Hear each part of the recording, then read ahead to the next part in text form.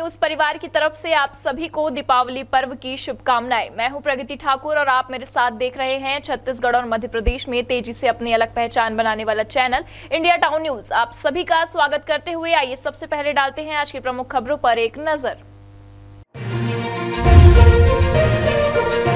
अमित शाह का बड़ा आदमी कौन, क्या है बड़े आदमी के मायने, भाजपा को मिला बहुमत तो क्या ओपी बनेंगे बड़ा आदमी, गृह मंत्री के इशारे पर गरमाया सियासी माहौल।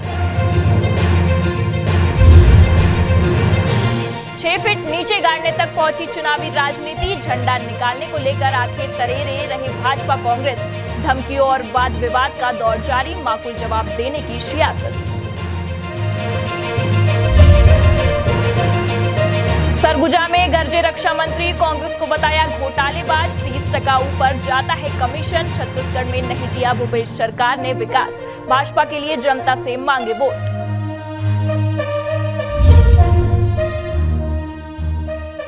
भूपेश कर रहे धुआंधार प्रचार, धमतरी में की आम सभा, 75 सीटों के साथ फिर सरकार बनाने की कही बात, फिर की घोषणाओं की बौछार। अब खबरें विस्तार से। रायगढ़ विधानसभा के भाजपा प्रत्याशी ओपी चौधरी और अमित शाह की करीबी उस वक्त और भी सबके सामने आ गई जब केंद्रीय गृह मंत्री अमित शाह ने रायगढ़ में कहा कि एक बार इसको जिता दो, मैं बड़ा आदमी बना दूंगा। इस बयान को लेकर जहां सियासी सरगर्मी बढ़ गई है, वहीं इसे अमित शाह के द्वारा दिया गया एक संकेत माना जा रहा है। देखिए क्या कहता है इस पर इंडिया टाउन न्यूज का नजरिया और क्या हो सकते हैं इस बयान के मायने। बीजेपी ने छत्तीसगढ़ विधानसभा चुनाव के लिए 2 पूर्व आईएएस अफसरों को भी सियासी रण में उतारा है, जिनमें से एक है नीलकंठ टेकाम जो केशकाल से चुनावी मैदान में, जबकि दूसरे हैं ओपी चौधरी जो पहले भी चुनाव लड़ चुके हैं, लेकिन उनके नसीब में हार ही आई थी। अमित शाह के करीबी माने जाने वाले ओपी ने अमित शाह के चलते ही राजनीति में एंट्री मारी थी, जिन्हें बीते 2018 के चुनाव में खरसिया से भाजपा ने टिकट दिया था, लेकिन वे उमेश पटेल से 16,967 मतों से हार गए थे। इसके बाद भी पार्टी ने ओपी को बड़ी जिम्मेदारी दी और उन्हें प्रदेश महामंत्री का पद दिया। कांग्रेस सरकार कार्यकाल में ओपी काफी मुखर होकर विपक्ष की भूमिका निभाने में सबसे आगे रहे और काफी हमलावर और आक्रामकता के साथ कांग्रेस पर बयान देते रहे। ओपी ने कांग्रेस के घोटाले पर भी आगे आकर सरकार को घेरने में कोई कोर कसर नहीं की, जिसके बाद इन चुनाव में उन्हें एक बार फिर भाजपा ने रायगढ़ से टिकट दी है। ओपी का चुनाव प्रचार करने अमित शाह खुद 9 तारीख को रायगढ़ पहुंचे और रोड शो के दौरान कुछ ऐसा कह दिया कि उनके बयान से प्रदेश की राजनीति गर्मा गई है।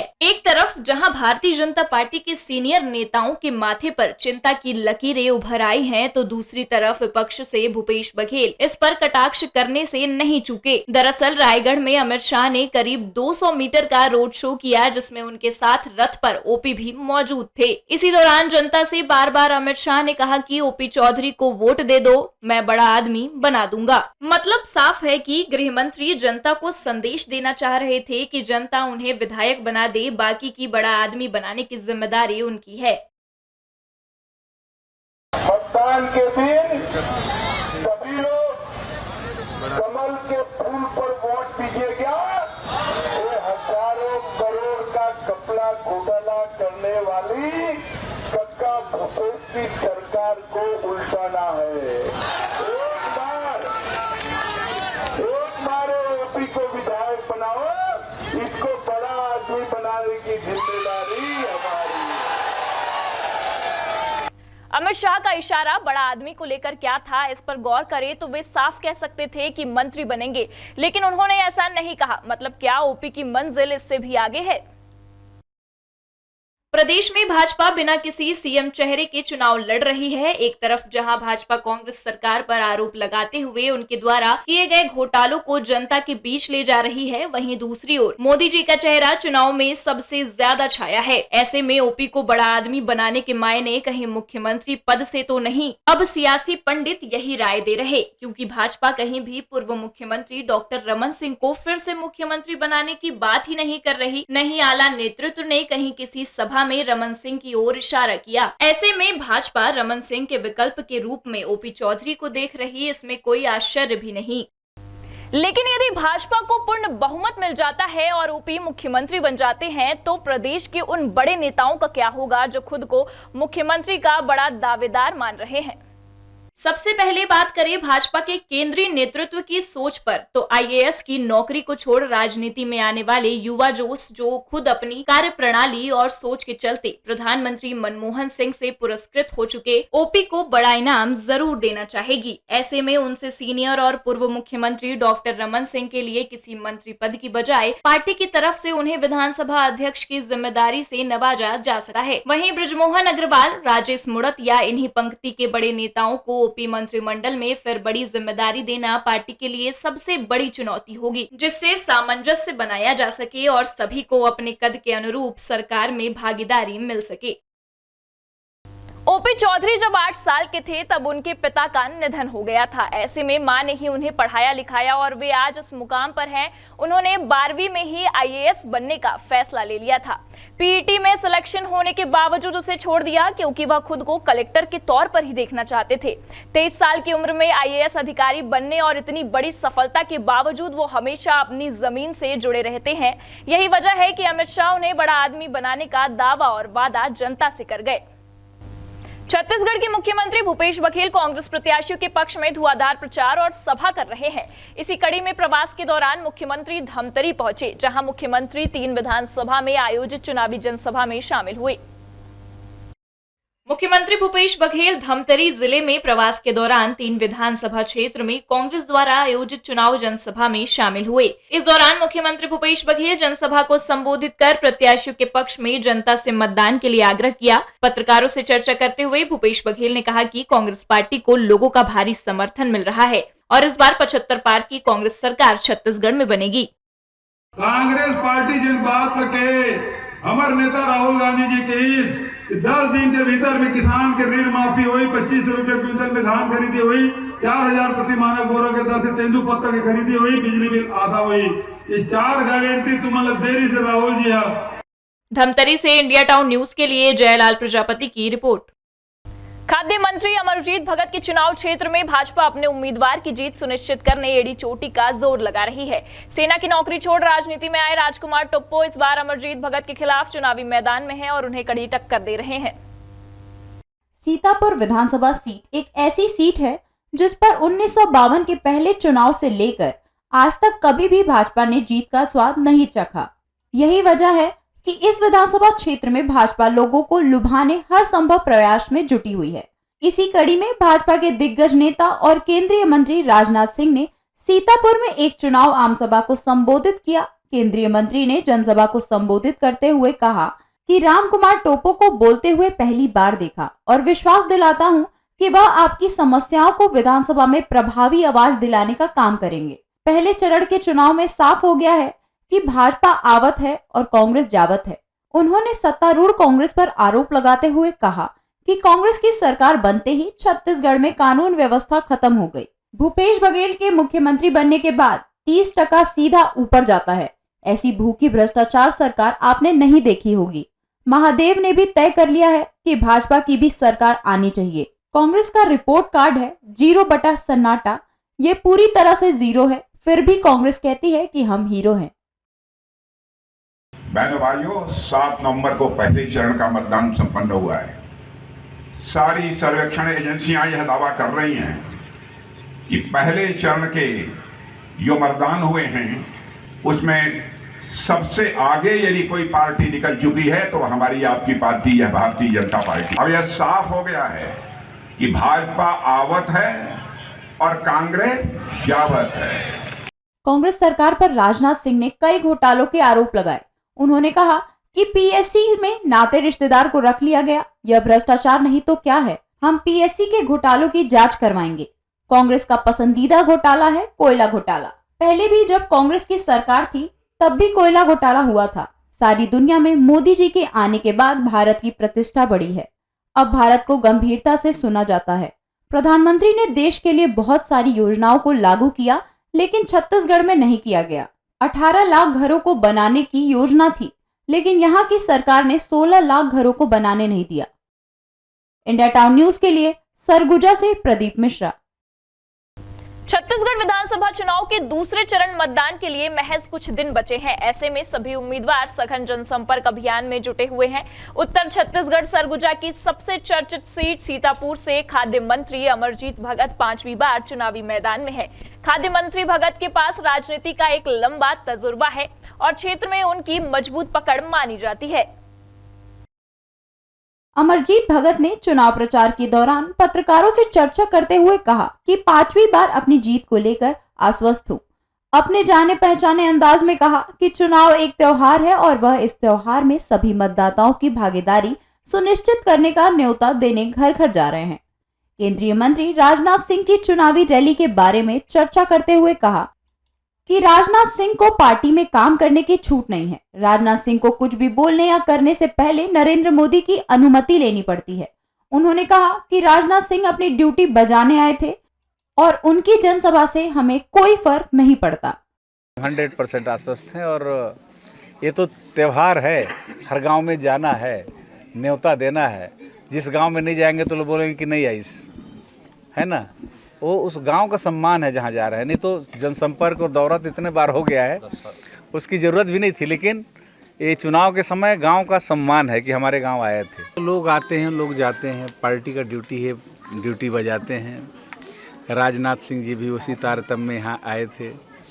अब राजनाथ सिंह जी का तो चलता नहीं है, मोदी जी सबको ठंडा करके रखे हैं। अब क्या बोलना है क्या नहीं बोलना है, बोलने से पहले एक बार मोदी जी की तरफ देखते हैं।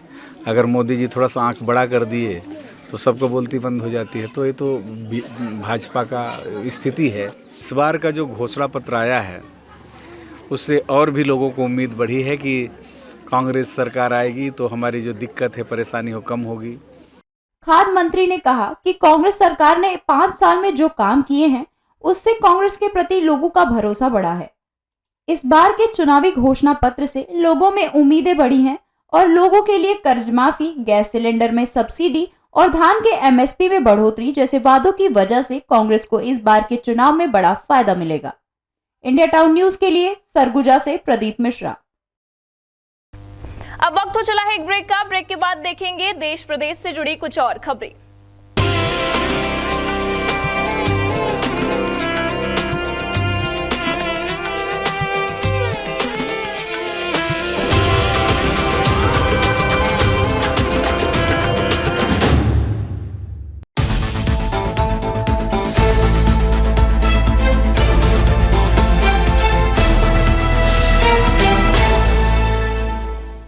ब्रेक के बाद आपका स्वागत है। प्रदेश में चुनावी माहौल में आरोप प्रत्यारोप टिप्पणियों का दौर जारी है, लेकिन इंदौर विधानसभा क्षेत्र क्रमांक 2 में झंडा लगाने निकालने की बात पर भाजपा और कांग्रेस नेताओं में जबरदस्त विवाद हुआ है। कांग्रेस प्रत्याशी ने भाजपा नेताओं कार्यकर्ताओं को धमकाया कि यदि कांग्रेस का झंडा निकाला तो जमीन में 6 फीट नीचे गाड़ देंगे। इसके जवाब में भाजपा के क्षेत्रीय पार्षद ने पलटवार करते हुए कहा कि यदि भाजपा के किसी कार्यकर्ता को धमकाया जाएगा तो माकूल जवाब दिया जाएगा। मतदान के चलते प्रत्याशी जनसंपर्क को पूरा समय दे रहे हैं, लेकिन इंदौर में एक दूसरे पर व्यक्तिगत टिप्पणियां भी हो रही हैं। इंदौर विधानसभा क्षेत्र क्रमांक 2 में कुलकड़ी नगर में जनसंपर्क के दौरान कांग्रेस प्रत्याशी चिंटू चौकसे द्वारा भाजपा नेताओं कार्यकर्ताओं को धमकाने का मामला सामने आया है। चिंटू चौकसे ने भाजपा कार्यकर्ताओं और नेताओं को 6 फीट जमीन में गाड़ने की धमकी दी। चिंटू चौकसे यहां तक बोल गए कि वे खुद भी लट्ठा बंदूक लेकर घूमेंगे। जिस किसी आदमी ने हमारे आदमी को छेड़ने की कोशिश करी तो जमीन में गाड़ देंगे 6 फीट नीचे। चिंटू चौकसे की इस धमकी के बाद इस क्षेत्र का चुनावी माहौल गर्मा गया है। इस वार्ड के भाजपा पार्षद जीतू यादव ने भी छात्र में सभा आयोजित कर भरे मंच से कांग्रेस प्रत्याशी चिंटू चौकसे को चेतावनी दी कि अगर किसी भी कार्यकर्ताओं को हाथ भी लगाया तो ठीक नहीं होगा। जीतू यादव ने ये तक कह दिया कि अगर कोई हरकत हुई तो उसी शैली में जवाब दिया जाएगा। किसी भारतीय जनता पार्टी के कार्यकर्ता को हाथ मत लगा देना या धूल मत लेना, अरे या धूल मत लेना, आंखें फोड़ दूंगा। इस पूरे वाक्य पर भाजपा ने कड़ी प्रतिक्रिया दी है। भाजपा के नगर अध्यक्ष गौरव रणदीवे ने कहा कि यह धमकी कांग्रेस और उसके नेताओं का चरित्र है। यदि कांग्रेस ने किसी कार्यकर्ताओं को हाथ भी लगाया तो ईंट का जवाब पत्थर से दिया जाएगा। उन्होंने ये भी कहा कि उन्हें इंदौर जिला पुलिस प्रशासन और निर्वाचन आयोग पर पूरा भरोसा है कि चुनाव में कोई हिंसा गड़बड़ी नहीं होगी। कांग्रेस की जो मानसिकता है, कांग्रेस की जो सोच है और कांग्रेस के जो विचार हैं, गुंडागिर्दी, दादागिरी और ना सिर्फ गुंडागिर्दी करना भी और गुंडों को प्रश्रय देना भी ये कांग्रेस का एक पुराना इतिहास रहा है। बता दें कि इंदौर विधानसभा क्षेत्र क्रमांक 2 से भाजपा के रमेश मंदोला का मुख्य मुकाबला कांग्रेस प्रत्याशी चिंटू चौकसे से है। इंदौर विधानसभा 2 भाजपा का गढ़ है। साल 1993 में कैलाश विजयवर्गीय यहां से विधायक बने। फिर 1998, 2003 में भी वे जीते। साल 2008, 2013 और 2018 से रमेश मंदोला लगातार रिकॉर्ड मतों से जीत रहे हैं। इंडिया टाउन न्यूज के लिए इंदौर से वी देवाशीष। राजधानी भोपाल की दक्षिण पश्चिम विधानसभा सीट पर करीब 2,31,000 मतदाता हैं। यह विधानसभा सीट सरकारी अधिकारी कर्मचारी बाहुल्य है। यहां पर 75% वोटर सामान्य और ओबीसी वर्ग के हैं। इस विधानसभा में सीधा मुकाबला बीजेपी और कांग्रेस का ही रहता है। 2018 में बीजेपी के वरिष्ठ नेता पूर्व गृह मंत्री उमाशंकर गुप्ता को हराकर पीसी शर्मा ने दक्षिण पश्चिम सीट को हासिल किया था। इस बार कांग्रेस प्रत्याशी पीसी शर्मा के सामने बीजेपी ने अपना उम्मीदवार भगवान दास सबनानी को बनाया है। इस विधानसभा में 15 उम्मीदवार मैदान में हैं। इंडिया टाउन न्यूज के संवाददाता फरहान खान ने जनता से उनकी पसंद और परेशानियों पर चर्चा की। नमस्कार, इंडिया टाउन न्यूज में आपका स्वागत है। इस वक्त हम राजधानी की दक्षिण पश्चिम विधानसभा में मौजूद हैं। आपको बता दें कि इस विधानसभा में 2,31,000 से ज्यादा मतदाता हैं। यहाँ पर सरकारी कर्मचारी अधिकारी बड़ी तादाद में रहते हैं। आपको बता दें ये सीट भाजपा की मजबूत सीट थी। 2018 में पीसी शर्मा ने पूर्व गृह मंत्री उमाशंकर को यहाँ से हरा के सीट को हासिल करा था। इस वक्त हम लोगों के पास जाएंगे और जानेंगे ये सीट अब किसके पास आएगी। भाई जैसे बीजेपी के काम अच्छे हैं और बीजेपी के काम ऐसे है कि गरीबों को राशन, दूसरी मतलब जो मेडिकल सुविधा 5 लाख का फ्री इलाज, तीसरी मतलब शिक्षा की, ये कई मुद्दे जो है बीजेपी के जो है वो बहुत अच्छे हैं। मौजूदा उजान पीसी शर्मा ने बहुत अच्छा काम कर दिया। पीसी शर्मा से अच्छा कैंडिडेट नहीं। इससे पहले उमाशंकर गुप्ता जी थे, उन्होंने कोई विकास या कोई भी कार्य नहीं किया गया। अभी तो कुछ भी नहीं हुआ, टालती लगे 3 साल पहले। भाई उम्मीदवार जो काम करे और क्या, भाई काम होना चाहिए और क्या। जरूरत तो आप देख ही रहे हैं, सारी नाली जो है जैसी थी पहले की वैसी हालत है। कोई प्रोसेस कुछ नहीं है। लाइटिंग भी अभी चुनाव है तो लाइटिंग हुई है, इससे पहले कुछ नहीं था। नाले दाले सब वैसे के वैसे। मेन तो है रोजगार। न्यू जनरेशन है, उसको नौकरी की तलाश है। हमारे भी बच्चे हैं, उनको जॉब अगर अच्छी होगी तो ऑलरेडी सारी चीजें सक्सेस होगी।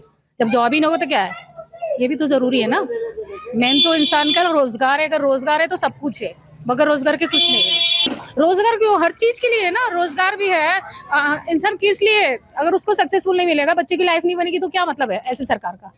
बस ये अपने घर की आसपास की सफाई व्यवस्था और उसके बाद जो विकास के मुद्दों की जो बातें हैं उस पे आएंगे। इनमें 2 वोट हमेशा देते आते रहेंगे, अब वो चाहे बीजेपी आए या कांग्रेस आए, वोट तो देना अधिकार है उसका। अब उम्मीदवार तो यार एक ही आया था यहाँ पे, अमित शर्मा, जिसने पूरी गली और पूरे साल तो गलियां मतलब आज भी है उसी की। पार्षद तो बीजेपी की जीती तो आज तक समझ लो उसने मुंह नहीं दिखाया है, काला मुंह करके गई है। तो इस बार जो भी आए, बीजेपी भी आए या कांग्रेस आए, हमें उससे नहीं, काम होना चाहिए। तो अपने गरीबों के लिए होना चाहिए मुद्दे। तो जैसे कोई मतलब बहुत इतनी महंगाई हो रही है तो कम से कम उसे सस्ताई तो करें। कम से कम हम गरीब लोग तो वैसे भी पैसे अनाज दे रहे हैं तो क्या मतलब का दे रहे हैं, सस्ता दे रहे हैं तो इतना महंगाई भी तो कर दी है। घर के हिसाब से सभी सामान सस्ता होना चाहिए। जेंट्सों के लिए भी पेट्रोल वगैरह सभी महंगा कर दिए। घर का खाने के किराना सब, गैस सिलेंडर सब कुछ तो महंगा है। दक्षिण पश्चिम विधानसभा में हमने लोगों की मन की बात को टटोलने की कोशिश की है। हम लोगों के पास ऐसे ही जा रहे हैं, उनकी मन की बात आप तक लाने का प्रयास कर रहे हैं। बने रहिए इंडिया टाउन न्यूज के साथ। भोपाल के लिए फरहान खान। छत्तीसगढ़ विधानसभा चुनाव के बीच बलौदाबाजार जिले में कांग्रेस और भाजपा के बीच शिकायतों का दौर शुरू हो गया है। कार्यकर्ता चुनावी मैदान में प्रचार को छोड़कर प्रदर्शन करने उतर आए हैं। ऐसा ही एक प्रदर्शन भाजपा के कार्यकर्ताओं का देर रात तक तहसील कार्यालय में चलता रहा। दरअसल पूरा मामला भाजपा कार्यकर्ताओं के वीडियो वायरल होने के बाद शुरू हुआ। महतारी बंधन योजना का फॉर्म भरवाने के मामले में एफएसटी ने भाजपा कार्यकर्ताओं को गिरफ्तार किया था। कोतवाली पुलिस के द्वारा कार्यकर्ताओं को तहसील कोर्ट में पेश करने के बाद उन्हें जेल भेज दिया गया, जिसका विरोध करते हुए भाजपा के अधिकृत प्रत्याशी टंकराम वर्मा के नेतृत्व में कार्यकर्ताओं ने तहसील कार्यालय का घेराव किया, जिसके बाद प्रशासन को झुकना पड़ गया और गिरफ्तार भाजपा कार्यकर्ताओं को छोड़ना पड़ा। हमारे भारतीय जनता पार्टी के कार्यकर्ता को जबरदस्ती उठा करके ले आए थे। कांग्रेस को समझ में आ गया है कि सत्ता हमारे हाथ से जाने वाली है, हम हारने वाले हैं, तो 10 तरह के हथकंडा अपना रहे हैं। भारतीय जनता पार्टी की तरफ से भी देर रात एक वीडियो जारी किया गया, जिसमें कांग्रेस प्रत्याशी के द्वारा साड़ी का वितरण ग्राम कुकुरदीह में किए जाने की बात कही गई। हालांकि इस पर अब तक कोई भी कार्रवाई नहीं हुई है। इस पूरे मामले में बीजेपी प्रत्याशी टंकराम वर्मा ने गंभीर आरोप लगाते हुए कहा कि बिना किसी वजह के भाजपा कार्यकर्ताओं को गिरफ्तार किया गया। हमारे भारतीय जनता पार्टी के कार्यकर्ता जो चुनाव प्रचार अभियान में लगे थे, कोई दोष नहीं था, उसको 151 के तहत बंद कर दिया, जैसे कोई गुंडागर्दी किया या शांति फैला रहा है। ये कांग्रेस का बहुत बड़ा साजिश है। प्रशासन की तरफ से तहसीलदार राजू वर्मा से पूरे मामले को लेकर पत्रकारों ने बात करनी चाहिए तो वे अधिकृत नहीं होने की बात कहकर बचते हुए नजर आए। बलौदा बाजार से इंडिया टाउन न्यूज के लिए आनंद वाकड़े की रिपोर्ट। टीकमगढ़ जिला अस्पताल में पदस्थ एक डॉक्टर के साथ मरीज की मौत के बाद उसके परिजनों ने जमकर मारपीट की और हंगामा मचाया। टीकमगढ़ जिला अस्पताल में पदस्थ डॉक्टर धीरेन्द्र यादव के साथ जमकर मारपीट की गई, जिससे उनके सिर पर चोट आ गई। पुलिस ने मामले को संज्ञान में ले लिया है।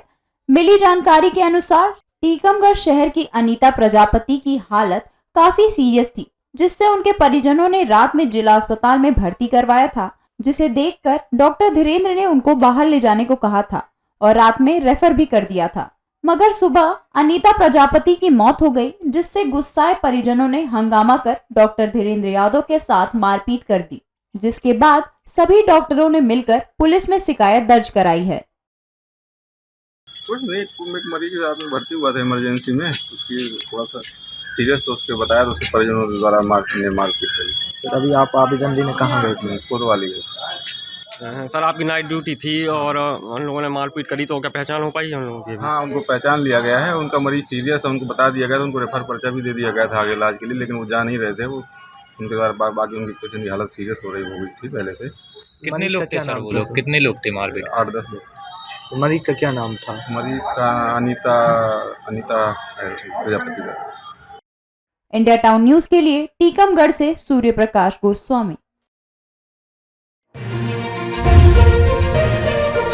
सारे देश में दीपावली की धूम, बाजारों में रौनक, जमकर हो रही खरीदारी। 5 दिनों के त्योहार को लेकर हर तरफ उल्लास, रोशनी के त्योहार से सराबोर हुए घर आंगन।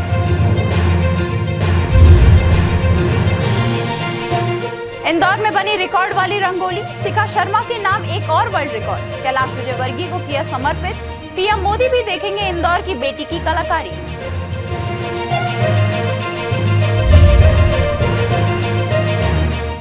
भोपाल में कांग्रेस ने निकाली दीप यात्रा। अब की दीपावली कांग्रेस वाली रही थी। बड़ी संख्या में शामिल हुई महिलाएं। कांग्रेस को भरोसा, बनेगी सरकार। और अब खबरें विस्तार से। दीपावली की रौनक हर तरफ दिखाई दे रही है। बाजार भी गुलजार हैं और घर आंगन में भी रौनक है। दीपावली पर्व पर लोग जमकर खरीदारी करने के बाद लक्ष्मी पूजन की तैयारी में जुट गए हैं। ऐसे में इंडिया टाउन की इस खास पेशकश में देखिए क्यों मनाते हैं दीपावली और क्या है इस पर्व से जुड़ी मान्यताएं।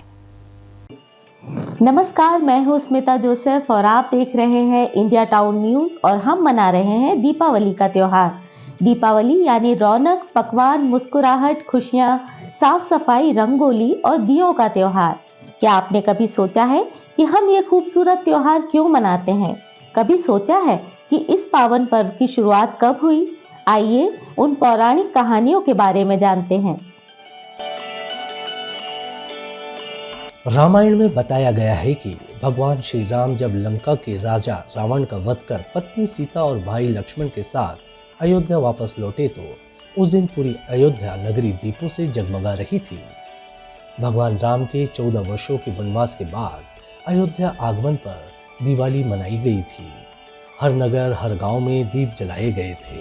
तब से दिवाली का ये पर्व अंधकार पर विजय का पर्व बन गया और हर वर्ष मनाया जाने लगा। दीपावली के दिन देवी लक्ष्मी, सरस्वती और गणेश जी की पूजा की जाती है। ऐसा कहा जाता है कि जो लोग इस दिन लक्ष्मी पूजा करते हैं उन्हें पूरे साल समृद्धि का आशीर्वाद मिलता है। शास्त्रों में इस बात का भी वर्णन मिलता है कि जब देवता और असुर समुद्र मंथन कर रहे थे तब समुद्र मंथन से 14 रत्नों की उत्पत्ति हुई थी, जिनमें से एक माता लक्ष्मी भी थी। मान्यता है कि कार्तिक मास की अमावस्या तिथि को माता लक्ष्मी का जन्म हुआ था, इसलिए दिवाली के दिन भगवान गणेश और माता लक्ष्मी की पूजा की जाती है। धार्मिक मान्यताओं के अनुसार इस दिन मां लक्ष्मी की पूजा करने से सुख, समृद्धि, धन, यश और वैभव सभी की प्राप्ति होती है और भक्तों की सभी मनोकामनाएं पूर्ण हो जाती है। एक मान्यता के अनुसार हिंदू धर्म में प्रख्यात ग्रंथ महाभारत में ये बताया गया है कि कार्तिक मास की अमावस्या तिथि को पांडव 13 वर्षों का वनवास पूरा कर अपने घर लौटे थे।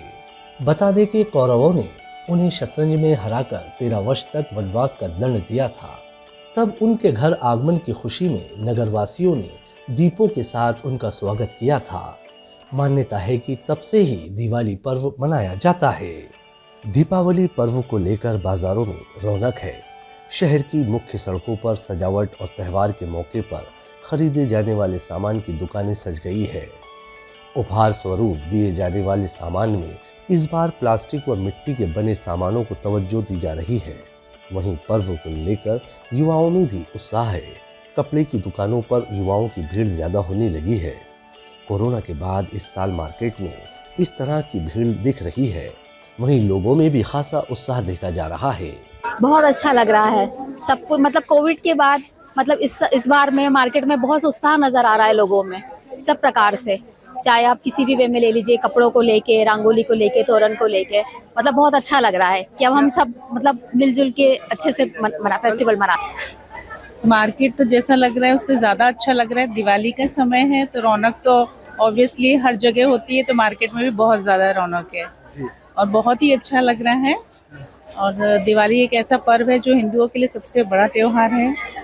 बहुत अच्छा लगता है, सब जगह लाइट होती है, रोशनी होती है, बहुत अच्छा लगता है। जी, हम लक्ष्मी गणेश जी खरीद के लाते हैं और साथ में गौला जी भी लाते हैं। 6 बजे हम गौला जी की पूजा करते हैं ठीक शाम में, और फिर शाम में मुहूर्त देखकर हम लक्ष्मी जी की पूजा करते हैं। लक्ष्मी गणेश जी की जितने पकवान बनाते हैं वो रखते हैं, तरह तरह की मिठाइयाँ, नए कपड़े पहनते हैं, सस्ते संवरते हैं और बहुत अच्छे और हर्षोल्लास से हम उनकी पूजा करके और पटाखे फोड़ के दिवाली का त्यौहार मनाते हैं। रामचंद्र जी के सकुशल घर आने की खुशी में अयोध्या वासियों ने दीपमाला प्रज्वलित कर उनका स्वागत किया था। तब उनकी याद में दीपावली का त्यौहार मनाया जाने लगा। पर आज की पीढ़ी जो कथा जानती है वो श्री राम के 14 वर्ष के वनवास के बाद अयोध्या लौटने की खुशी के साथ जुड़ी है। इस प्रकार आज दीपावली मनाने का सबसे मुख्य कारण राजा रामचंद्र की रावण पर विजय तथा उसके उपरांत अयोध्या आने की बात मानी जाती है। कथा जो भी हो, पर ये बात तो निश्चित है कि दीपक आनंद प्रकट करने के लिए जलाए जाते हैं, खुशियां बांटने का काम करते हैं। भारतीय संस्कृति में दीपक सत्य और विजय का प्रतीक है, तो दीप जलाइए और खुशियां बांटिए। इंडिया टाउन न्यूज़ की तरफ से आप सभी को दीपावली की ढेर सारी शुभकामनाएं। फिलहाल मुझे दीजिए इजाजत, नमस्कार। इंदौर शहर की बेटी शिखा शर्मा ने सबसे बड़ी रंगोली बनाकर वर्ल्ड बुक ऑफ रिकॉर्ड में नाम दर्ज कराया। शिखा ने 14,000 स्क्वायर फीट बड़ी रंगोली बनाई। शिखा ने रंगोली में कमल के फूल के साथ पीएम नरेंद्र मोदी और कैलाश विजयवर्गीय के चित्र उकेरे। उन्होंने यह रंगोली कैलाश विजयवर्गीय को समर्पित की। शहर की रंगोली आर्टिस्ट शिखा शर्मा ने एक बार फिर अपनी कला से वर्ल्ड बुक ऑफ रिकॉर्ड्स और गोल्डन बुक ऑफ रिकॉर्ड में अपना नाम दर्ज कराया। नंदानगर में पली बढ़ी शिखा ने पितृ पर्वत कमल का फूल, प्रधानमंत्री नरेंद्र मोदी और कैलाश विजयवर्गीय के चित्रों को उकेरा। साथ ही इंदौर में हुए विकास कार्यों को भी शिखा ने बड़े ही सौंदर्य के साथ विभिन्न रंगों के माध्यम से प्रस्तुत किया। बता दें कि 14 नवंबर को इंदौर दौरे पर प्रधानमंत्री नरेंद्र मोदी भी इस रंगोली को देखेंगे। यह रंगोली पितृ पर्वत के सामने ऑक्सफोर्ड इंटरनेशनल कॉलेज में बनाई गई है। इससे पहले शिखा द्वारा बनाई गई प्रधानमंत्री नरेंद्र मोदी, राम मंदिर और विश्व कप की रंगोली भी वर्ल्ड रिकॉर्ड में दर्ज हो चुकी है। विकास और कैलाश की थीम पर बनाई गई इस विशाल आकार की रंगोली में इंदौर की मेट्रो ट्रेन, पक्की सड़कें, स्वच्छ इंदौर, एजुकेशन हब और आईटी कंपनियों के चित्र भी बनाए गए हैं। इस रंगोली में भाजपा के द्वारा किए गए विकास कार्य, इंदौर की बदलती तस्वीर और मोदी कैलाश का विजन झलक दिखाई दे रहा है। कमल के फूल के साथ एमपी के मन में मोदी, मोदी के मन में एमपी लिखा है। साथ ही कैलाश विजयवर्गीय के कुशल नेतृत्व को समर्पित वाक्य लिखा है। इंदौर की 9 की 9 सीटें जिताएंगे, 3 बार दिवाली मनाएंगे। 3 बार दीपावली मनाने की दिनांक भी इस रंगोली में दर्ज है। 12 नवंबर को दीपावली, 3 दिसंबर मध्य प्रदेश चुनाव परिणाम और 12 जनवरी 2024 श्री राम मंदिर उद्घाटन का जिक्र किया गया है। शिखा ने यह रंगोली कैलाश विजयवर्गीय को समर्पित किया। शिखा का यह 9वां विश्व रिकॉर्ड है। इससे पहले भी उनकी बनाई रंगोली को अंतर्राष्ट्रीय स्तर पर सराहना मिल चुकी है। शिखा 90 से अधिक राष्ट्रीय व अंतर्राष्ट्रीय पुरस्कार जीते हैं और वे स्वच्छ इंदौर की ब्रांड एम्बेसडर भी हैं। इंदौर से इंडिया टाउन न्यूज के लिए वी देवाशीष की रिपोर्ट। रमीन जिला केसीजी के बाजार में दीपावली पर्व पर ग्राहकों की भीड़ उमड़ी, जहां ग्राहकों को आकर्षित करने के लिए दुकानें सजाई गई हैं और साथ ही साथ खरीदारी पर ऑफर भी रखे गए हैं। श्रीखदान के जय स्तंभ से लेकर बाजार लाइन तक सभी दुकानों में लोग दीपावली त्योहार के चलते जरूरत के मुताबिक खरीदी करने आ रहे हैं, लेकिन नगर के भीतर पार्किंग की समुचित व्यवस्था नहीं होने की वजह से वाहनों की अफरा तफरी मची हुई है और जिसे जहां जगह मिल रहा है वाहनों को खड़ा कर खरीदी करने दुकानों की ओर रुख कर रहा है।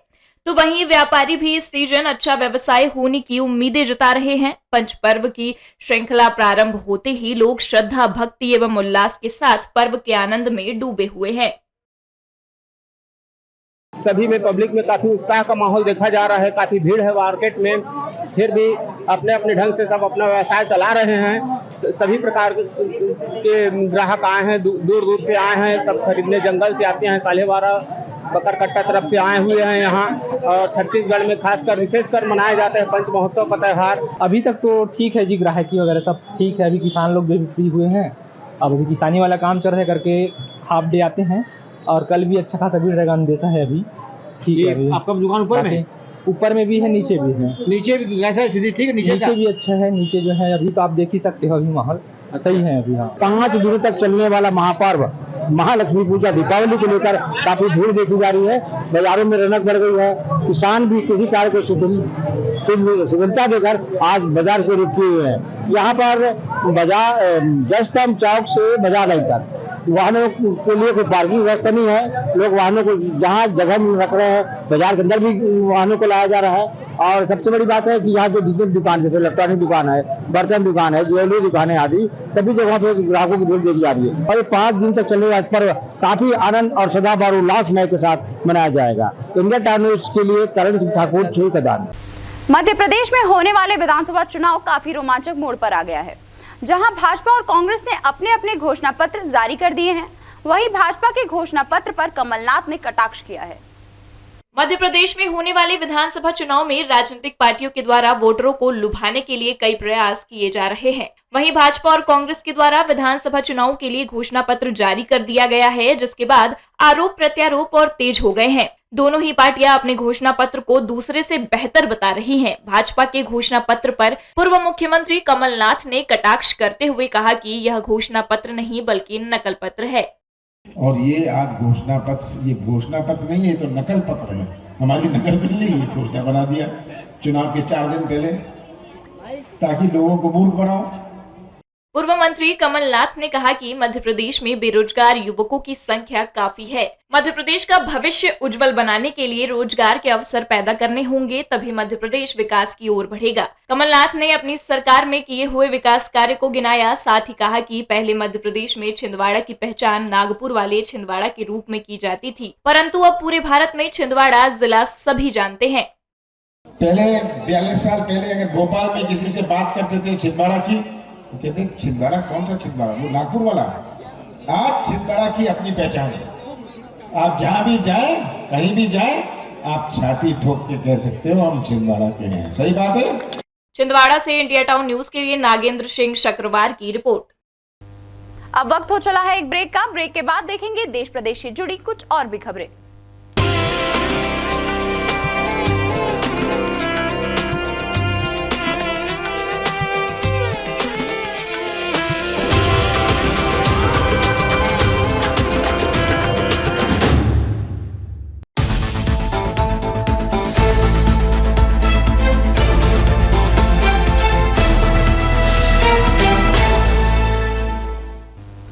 ब्रेक के बाद आपका स्वागत है। मतदान से पहले कांग्रेस अपने प्रचार का कोई मौका हाथ से जाने नहीं दे रही। इसी के तहत शहर कांग्रेस कमेटी द्वारा अब की दिवाली कांग्रेस वाली थीम पर कलश यात्रा निकली। इसमें बड़ी संख्या में महिलाएं कलश लेकर चली। इस यात्रा में कांग्रेस के प्रदेश चुनाव प्रभारी रणदीप सुरजेवाला, महिला कांग्रेस अध्यक्ष नेटा डिसूजा और सोशल मीडिया विभाग की अध्यक्ष सुप्रिया श्रीनेत समेत प्रदेश के अन्य पदाधिकारी और कार्यकर्ता शामिल हुए। राजधानी के पुराने भोपाल में अब की दिवाली कांग्रेस वाली थीम पर हजारों की संख्या में शामिल बेटियों, महिलाओं और आम नागरिकों की उपस्थिति में कलश यात्रा निकाली गई। यात्रा बाद में सभा में तब्दील हुई, जहां कांग्रेस नेताओं ने जनता को संबोधित किया।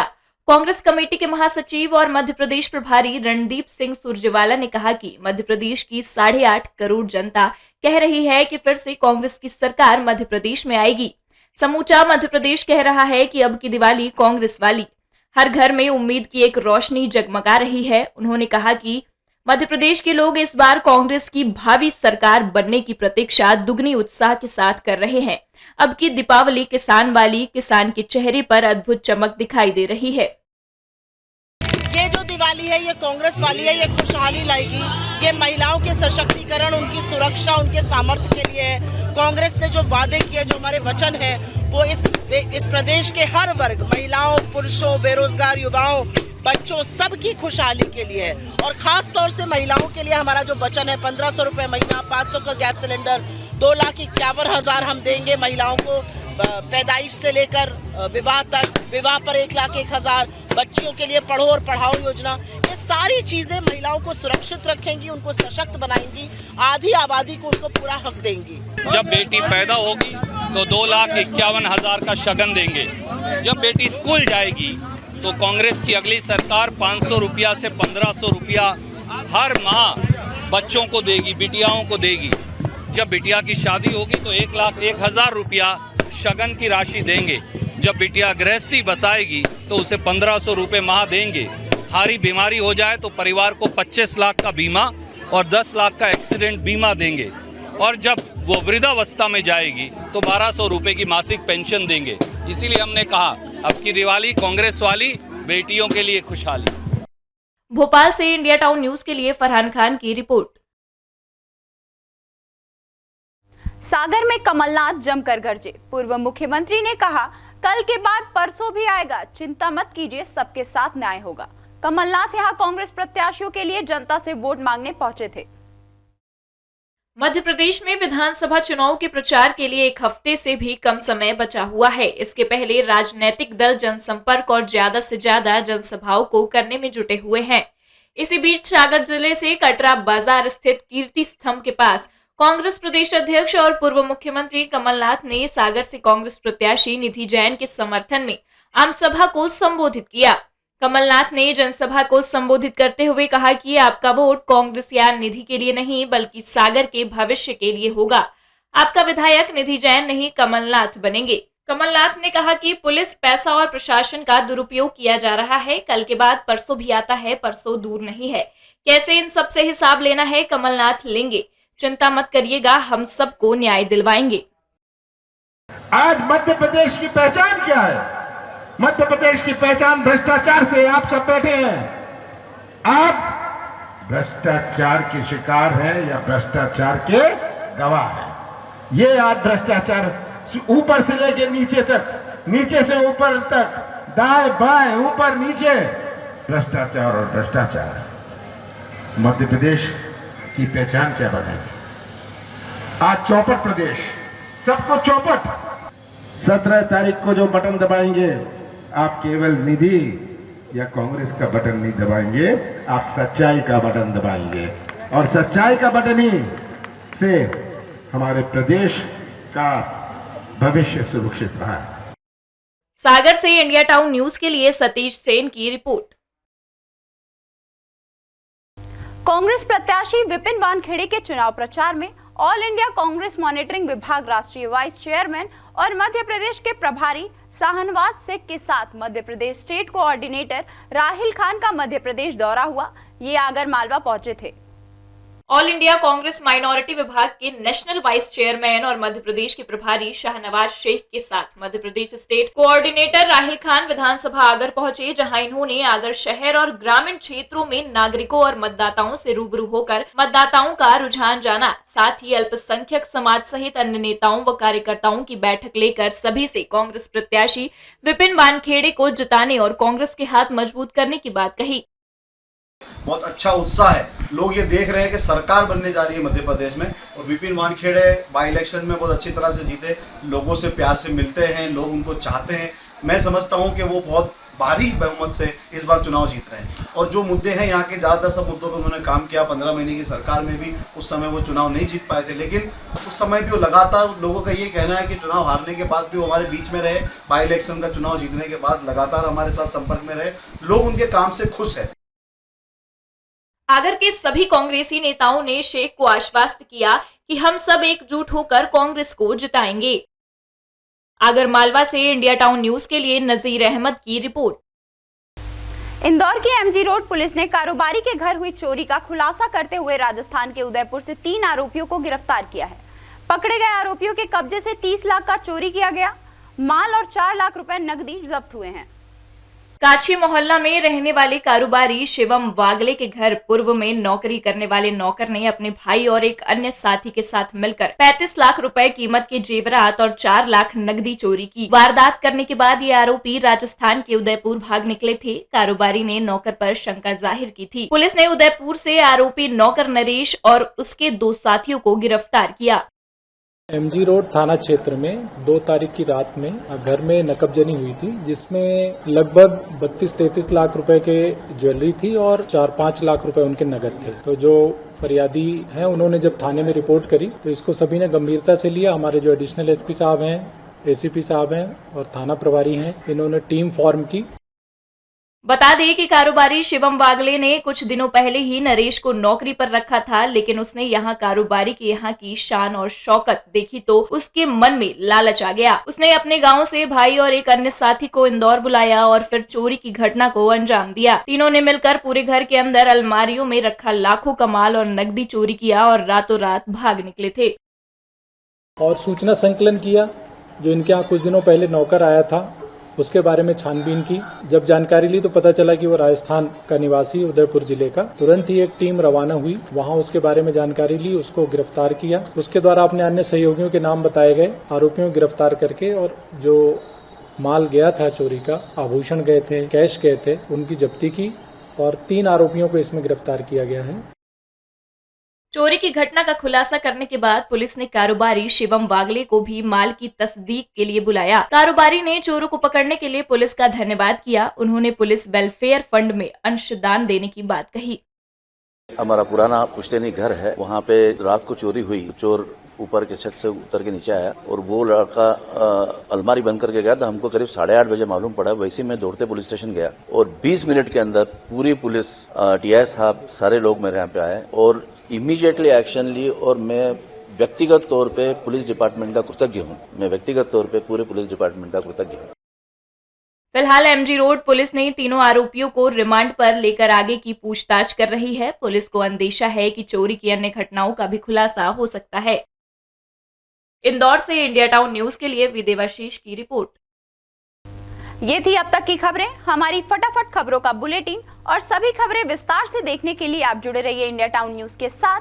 अब मुझे दीजिए इजाजत, नमस्कार। और आप सभी को एक बार फिर इंडिया टाउन न्यूज परिवार की तरफ से दिवाली की हार्दिक शुभकामनाएं।